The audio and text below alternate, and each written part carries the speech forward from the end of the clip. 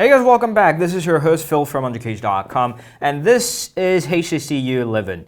Yes, it has been quite a while since its launch, but it finally came to the price that I think is right for their brand and their specs. Anyway, regardless of the tardiness, sorry about that, it's got a 5.5 inches of QHD display, covered with Corning Gorilla Glass 5, and this is Super LCD 5. It supports micro SD card slot, Snapdragon 835.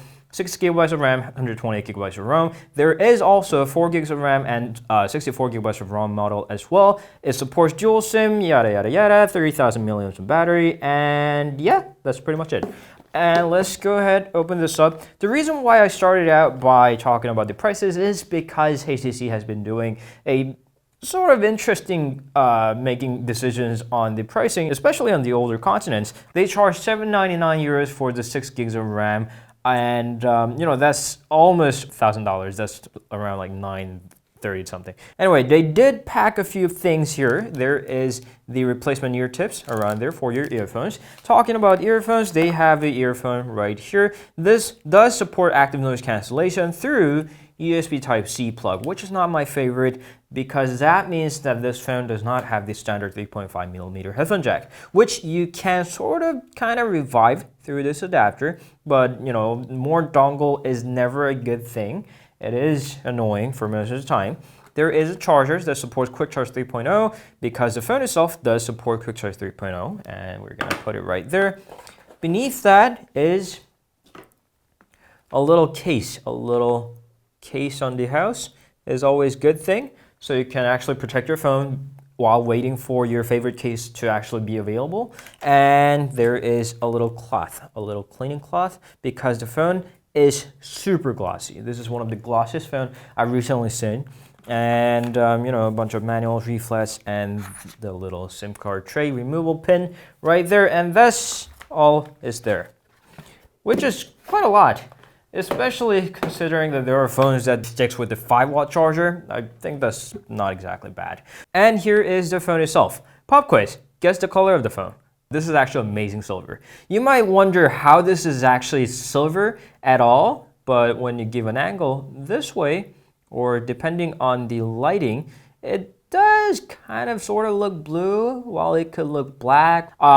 If you thought sapphire blue was the color of this guy, the sapphire blue, there is the sapphire blue color, which is another one of available colors, and it's a lot darker and deeper in color. So this is the super reflective back of the HTC U11 amazing silver. What the rear has is the f1.7 of a 12 megapixel camera. It's an ultra pixel, and the dual LED flash, HTC logo, and made in Taiwan. Microphone, it's got actually 4 microphones for 3D audio for your video recording. And there's another one, SIM card tray, which does support dual SIM and micro SD card slot, but not in the same time. It's a hybrid SIM card slot. And nothing on the left-hand side. On the bottom, we don't have a 3.5mm headphone jack and USB Type-C port, microphones, and the speaker. The speaker on the bottom and speaker on the front work simultaneously to give you the stereo sound effect. It's also equipped with HTC Beam sound effect, so it could give you more of a spatial sound effect. On the front is a 5.5 inches of QHD display, receiver, which also acts as a speaker, one side of the speaker, and that is a 16 megapixels of a camera. The previous one, HTC 10, had a 5 megapixels of a camera with a lower resolution, but it had autofocus and OIS at the same time, which I thought was a brilliant idea, especially for a front-facing camera, but rather replaced with the higher resolution cameras on the front side. That's an f2.0, and back, home, and multitasking keys are right there, which the home key doubles as a fingerprint reader. And now that we're ready, let's get through the settings very quickly. All right, we're done with the settings, and we are here with the HTC Sense interface. It's one of my favorite ways to skin the Android, and it's very light, and they tried hard to get rid of the bloatwares, although in the end they did include some like the Vibe port or the Under Armour Record, but they try to keep it minimum. Anyway, of the few things that HTC fiddled with the Android system is the squeeze. So there are sensors, grip-based sensors on the side of the phone, so you can actually grip your phone, and it actually recognizes it. We have seen this in a few other Japanese phones, but this is the first for HTC. So we can set it up for the grip for 3 grips, and now we're done. You squeeze your phone for a camera, and then you can squeeze it again to take a photo. You can designate different actions for short squeeze and long squeeze, like long squeeze is going to launch the flashlight and whatnot, and this camera is also going to do the live HDR scenes as well. But perhaps something that you'll be more interested in is that this is IP67 water and dust resistance. Yes, it's not the highest specification, but something that HTC desperately needed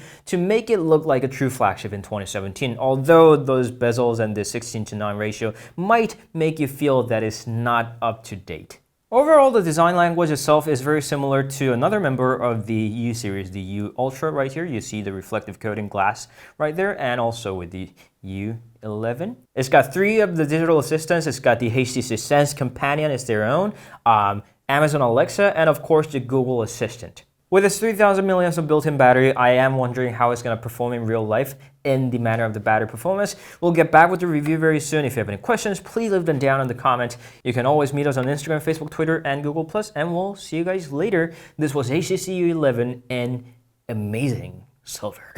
We'll see you guys later. Ciao.